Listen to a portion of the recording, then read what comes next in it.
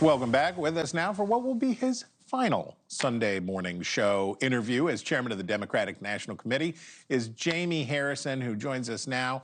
Congratulations on getting to move on with your life. I'm sure you won't miss getting to spend your Sunday mornings talking to people like me, but we're glad you're here this week. The 448 members of the DNC are going to select your successor. What should Democrats be thinking about as they make this turn? Well, listen, thank you so much for having me, and it's a pleasure to be on with you. I think it's really important for us to think about where we are as a party and where we are as a DNC. I actually think the DNC that I am about to turn over the keys over to this next chair is much stronger than the DNC that I had, and that's what you want. You want to make sure that you're turned over better than what you had. We have invested in this last election cycle, $260 million on the ground in our state parties. For the first time in a very long time, we put money into every state party, all 50 states, our territories, and our Democrats abroad. And those are resources, and that helped to build an infrastructure that this new chair will then be able to build on top of. But there's still so much more to do. You know, the election results were not what we wanted as it relates to the top of the ticket.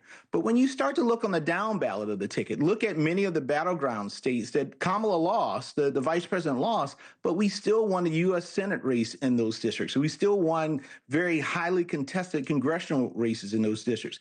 Even in states like North Carolina, we won almost every statewide race with the exception of the presidential race. So this is not a time where you just blow the whole thing up and start anew. It's a time about building on the infrastructure that we have so that we can then, in 2028, once again, secure the White House for the American people. One of those battleground champions that you referred to is Alyssa Slotkin, the new senator from Michigan, who won even as her state went red on the presidential level. This is what she told reporters. I personally think that identity politics needs to go the way of the dodo. People need to be looked at as independent Americans, whatever group they're from, whatever party they might be from. And the criticism here is that Democrats were too focused on culture issues and on identity politics and should be focused on pocketbook issues. That's basically what Chris Stirewalt, who has a similar story to tell in his district in Pennsylvania, can say. Are they right? Well, this is the question. Identity politics just is not relegated to the Democratic Party.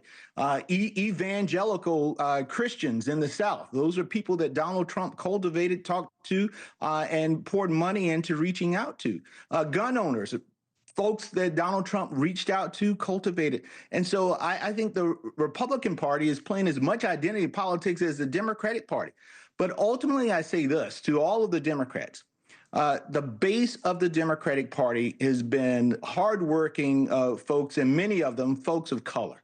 Mm-hmm. And I think it's really, really important for those folks to feel as though that the Democratic Party is not abandoning them. This is not about playing a political game. This is about people feeling as though if I give you my vote, that you are going to champion the issues that are important to me.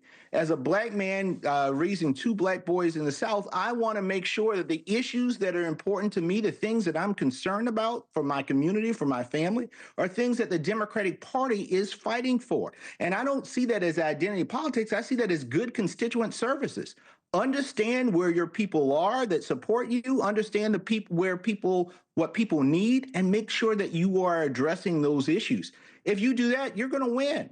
And we got to do a better job of doing that and understanding that good constituent service isn't just about TV ads and mail pieces, but it's about actually doing things in the community 24/7, 365 days a year in order to get things done and to improve the quality of life of the folks that you say you represent. Thanks for watching. Go to joinnn.com to find NewsNation on your television provider. And don't forget to click the red subscribe button below to get more of NewsNation's fact-driven, unbiased coverage.